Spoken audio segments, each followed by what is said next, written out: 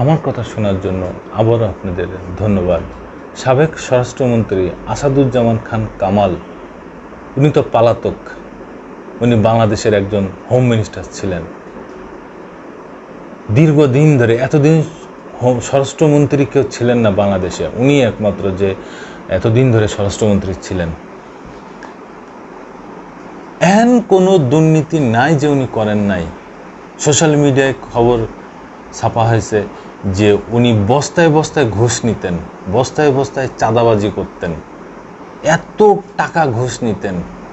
তারপরে তো পুলিশ বাহিনীর কেনাকাটা, পুলিশ বাহিনীতে নিয়োগ, আচ্ছা পুলিশ বাহিনীতে চাকরি দেওয়ার জন্যে তিনি সর্বোচ্চ 3 কোটি টাকা পর্যন্ত ঘুষ নিতেন। একটা রেট ছিল, এই রেট প্রতিটা সেক্টরে কনস্টেবল কত, এসআই কত, ওসি কত, এইভাবে একটা রেট ছিল তার। এইভাবে তিনি দুর্নীতি করতেন। ফায়ার ব্রিগেড, ফায়ার সার্ভিসের যে কেনাকাটা ছিল সেখানে তিনি বড় অঙ্কের একটা চাঁদাবাজি করেছেন, দুর্নীতি করেছেন, লুটপাট করেছেন। তিনি তো পলাতক। তার ছেলে জ্যোতি নাম, একজন গুণধর পুত্র, স্বরাষ্ট্রমন্ত্রী যেরকম গুণধর বাংলাদেশের, তার ছেলেও নিশ্চয়ই তেমনই গুণধর হবে। সেই গুণধর পুত্র অ্যারেস্ট হয়েছেন। সেই গুণধর পুত্রকে নিয়ে তাদের বাসায় তল্লাশি চালানো হয়েছে যৌথ বাহিনীর। এই বিষয়ে যমুনা টিভি একটা নিউজ করছে, কি বলে একটু শোনেন। গভীর রাতে সাবেক স্বরাষ্ট্রমন্ত্রীর বাসায় তল্লাশি, ছেলে শফি মোদাচ্ছির খান জ্যোতির জিজ্ঞাসাবাদের মধ্যেই সাবেক স্বরাষ্ট্রমন্ত্রী আসাদুজ্জামান খান কামালের বাসায় তল্লাশি চালায় যৌথ বাহিনী। মঙ্গলবার 17 সেপ্টেম্বর দিবাগত গভীর রাতে রাজধানীর মণিপুরি পাড়ার এই বাসায় অভিযান পরিচালনা করা হয়। প্রায় 3 ঘন্টা ধরে অভিযান চালায় যৌথ বাহিনী। পুরা ভবনে তল্লাশি চালিয়ে জ্যোতির রুম থেকে 2টি হরিণের শিং, একটি জেব্রা ও হরিণের চামড়া উদ্ধার করা হয়। অবস্থাটা দেখেন, কার বাসায় কি। এই সময় সন্দেহভাজন আরও 4 জনকে আটক করা হয়। তাদের কাছ থেকে নগদ 3 লাখ টাকা ও 2টি মোবাইল ফোন সহ বেশ কিছু জিনিসপত্র জব্দ করা হয়। এ বিষয়ে তেজগাঁও জোনের এডিসি সাইরুল কবির বলেন, আটককৃতদের বিরুদ্ধে তেজগাঁও থানায় চুরির মামলা করা হবে। এছাড়া অস্ত্র ও মাদক উদ্ধারে জ্যোতিকে জিজ্ঞাসাবাদের জন্য আদালতে 2য় দফায় রিমান্ডের আবেদন করা হবে। দেখেন অবস্থা, দেখেন, বাপ চোর, ছেলেও চোর। এই ছেলে যদি বলে যে আমার বাপ চোর, আমিও চোর, বিষয়টা কেমন হবে?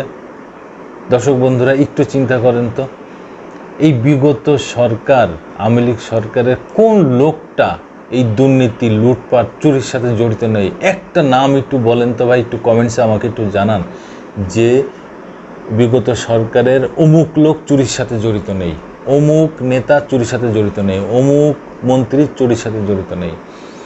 ভাই, এরা জনপ্রতিনিধি, এরা জনগণরে ভালোবাসে, বাংলাদেশকে ইউরোপ আমেরিকা বানিয়ে দিয়েছে। সেই লোকগুলা পালিয়ে গেছে এই দেশ ছেড়ে। এর চেয়ে বড় ব্যর্থতা আর কি হতে পারে একটা জাতির জন্য, একটা দলের জন্যে, একটা দেশের জন্যে, যে এত বড় প্রাচীন দল, ঐতিহাসিক দল, আরে ভাই এত বিশ্লেষণ এই দলের, মুক্তিযোদ্ধার চেতনার দল, আরও ইত্যাদি বাগারা বাগারা, সেই দলের প্রধান সহ সবাই এরকম পালিয়ে যেতে পারে? এই কর্মীদের এই রাস্তায় ফেলায়, এই কর্মীদের এই বিপদের মধ্যে ফেলায় কেউ যেতে পারে? দর্শক বন্ধুরা, তারপরও তারা গেছেন, কারণ তারা এই দেশকে কখনোই ভালোবাসেননি। আপনারা যারা কর্মী আছেন একটু বোঝার চেষ্টা করেন ভাই, একটু মাথাটা একটু খেলান, একটু 4 সাইডের চোখটা দেন। আপনারা সুখে দুঃখে সবসময় এই দলের পাশে ছিলেন, এই নেতার পাশে ছিলেন। আজকে আপনাদের দুঃখে এই নেতারা কেউ আপনাদের পাশে নেই।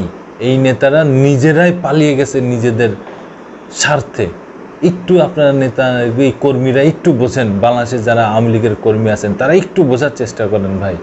আপনাদের যে প্রধান নেত্রী সর্বপ্রথম সেই দেশ ছেড়ে পালিয়ে চলে গেছে, আর অন্যান্য নেতারা আত্মগোপনে আছে। হ্যাঁ, যদি বলেন যে মামলার ভয়তে, এই ভয়তে, সেই ভয়তে তারা পালিয়ে আছে। আরে ভাই, তাহলে রাজনীতি করতে আইছে কেন? যদি মামলায় না খাবে, জেলখানায় যদি না যাবে, তা রাজনীতি কেন? 1 নম্বর। 2 নম্বর হচ্ছে কেন দুর্নীতি করেছে, কেন লুটপাট করেছে, কেন 1 জুলাই থেকে 5 আগস্ট পর্যন্ত এইভাবে হত্যাযজ্ঞ চালিয়েছিল তারা, কেন? দেখেন আওয়ামী লীগের কর্মী ভাইরা, আপনি ব্যক্তিগতভাবে আপনি যে কোনো দল করতেই পারেন, এটা কোনো অপরাধ না। এইটাই অপরাধ বানিয়ে দিয়ে গেছে আপনার দল আওয়ামী লীগ। আওয়ামী লীগ বাদে অন্য দল করলেই সে নির্যাতিত হয়েছে, সে অপরাধ করেছে। এইভাবে মানুষের মাঝে এই বিষয়গুলো ছড়িয়ে দিয়ে গেছে। আজকে তারাই সেই ধারণার ভিতরেই আটকে গেছে, আজকে তারাই বিপদগ্রস্ত। তো আওয়ামী লীগের কর্মী ভাইদের বলবো, আপনারা একটু চোখ কান খোলা রাখেন এবং দেখেন, বোঝেন যে আপনারা যাদের পিছন ঘোরেন, যাদের সাপোর্ট করেন, তারাই আজকে দেশ ছেড়ে পালিয়েছে। তাহলে কাদের পিছনে আপনারা ঘোরেন, কাদের সাথে উঠা বসা করেছেন এতদিন? দুর্নীতিবাজ, লুটপাটকারী, অপরাধকারীদের পিছনে। সব বিবেক আপনাদের আছে, চিন্তাধারা আপনাদের আছে, আপনারা অবশ্যই এই বিষয়ে চিন্তা করবেন। আবার আসবো নতুন কোনো কথা নিয়ে, নতুন কোনো ঘটনা নিয়ে। আমি প্রিন্স।